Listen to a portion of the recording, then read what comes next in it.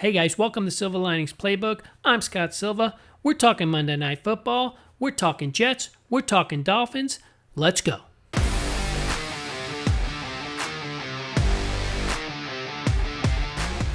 The Jets went down to Miami to take on the Dolphins. Both teams came into the game 0-3, desperately needing a win. Mike McDaniel, coach of the Dolphins, is on the hot seat. If he didn't win this game, we're talking about him losing his job sooner rather than later. Aaron Glenn and the Jets haven't gotten a win either. They've been competitive. They had a really exciting game against Tampa last week that almost won. So they seemed like they were on the verge to maybe have a breakthrough, get a win. But it didn't turn out that way. The Dolphins led the game all from the beginning, from the start. The Jets trailed the whole time. Positive, in my opinion, for the Jets is Justin Fields was back. He seems to be over his concussion. Still having a little issues, maybe holding the ball too long in the pocket. He did play well. He did run. He used his legs well. Had an amazing touchdown if you saw the game. And it made you, at that point in the game, you're wondering why maybe we put Tyrod Taylor in there, get this game going. But then he had that touchdown and changed the momentum and brought the excitement to the Jets, and they did battle back. Garrett Wilson had a great game. He looked like the star receiver that he is, and the Ohio State connection between him and Justin Fields was evident. He would have had even better numbers, but he had a pass interference on an amazing touchdown catch that he had. The outcome's a little different if that penalty isn't called. Garrett Wilson seems to be starting to hit his stride. It'll be interesting to see them next week and see how they do, if they can continue this and maybe break through with a win at home, which they really need because, at 0-4 right now, it doesn't seem like they're going to be anywhere near the playoffs, but they've got a lot of work to do with the new regime coming in. So hopefully for their sake, they can get a win at home this weekend and give Aaron Glenn his first head coaching victory. But we're talking week 4 right now, so let's not get ahead of ourselves. Breece Hall had a good game. Unfortunately for the Jets, their number 2 running back, Braylon Allen, suffered a knee injury. Knee injuries were a big story on this game. We'll get to the one that you all already know about. The one positive I would say for the Jets, you have to appreciate the fight in the team. They didn't, when they fell behind, they didn't just hang their heads and sulk. They fought, they came back, they gave themselves a chance to win the game. Time wasn't really on their side. 0-4 starts, not good.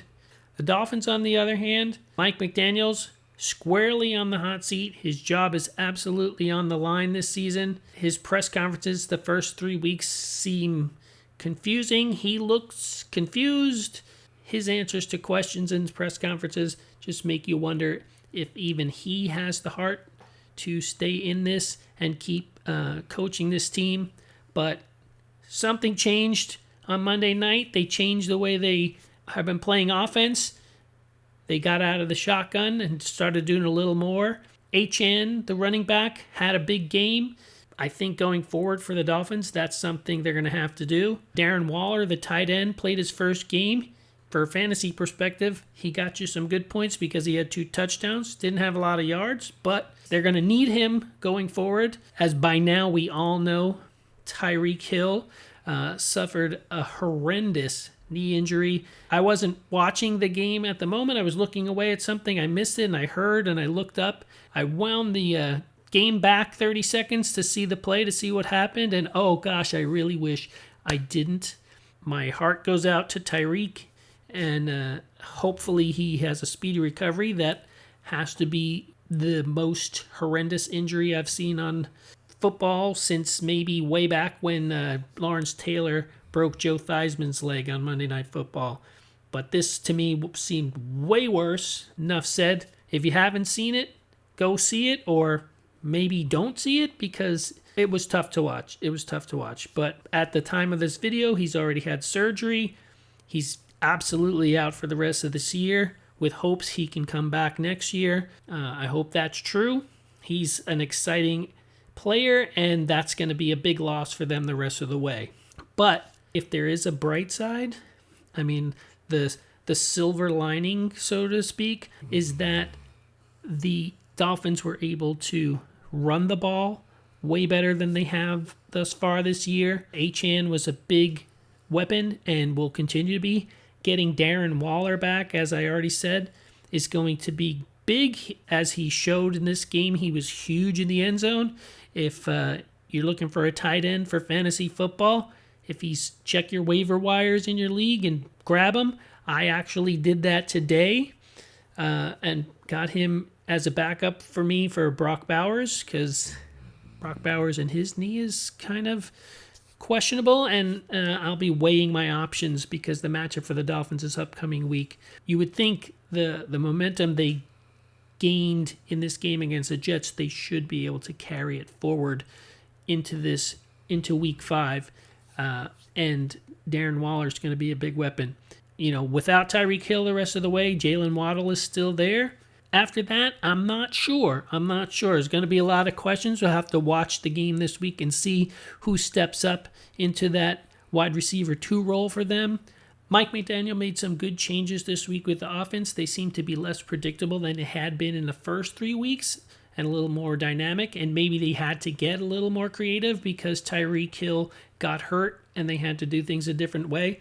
But whatever it was, I would say at least for another week, Mike McDaniel's job is safe, especially if they play the way they did against the Jets. Back to the Jets, the defense still needs some work.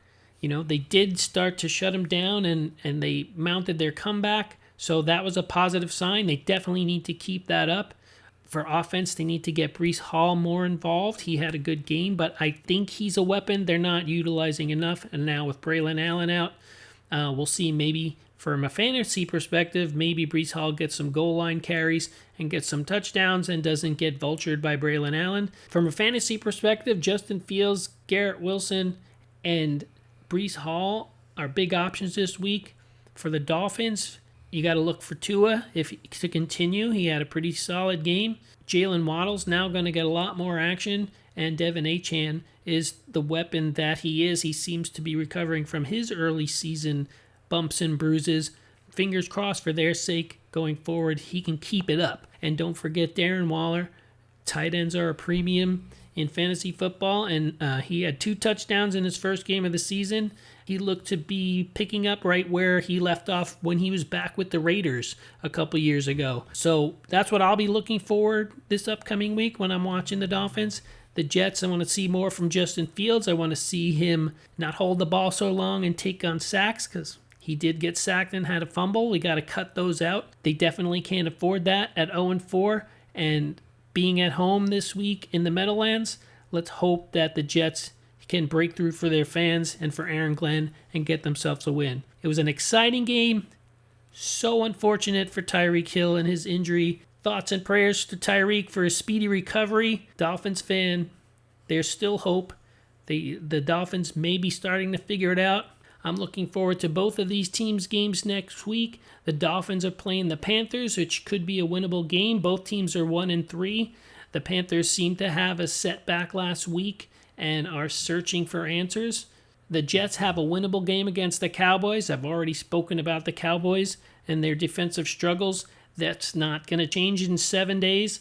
So I think the Jets should beat the Cowboys, but they need to put a full game together, a full 4 quarters together. They can't just play catch up in the second half. Playing desperate allowed them to have the success they did in the Dolphins game and the Tampa Bay game the week before, but they've got to come out from the beginning of the game playing with that kind of energy. So we'll see how that goes. I've got more in week 4 in the next video. Thanks for watching. Don't forget to like and subscribe. I appreciate you watching. I appreciate you giving me your time. Thanks and enjoy week 5. See you in the next video.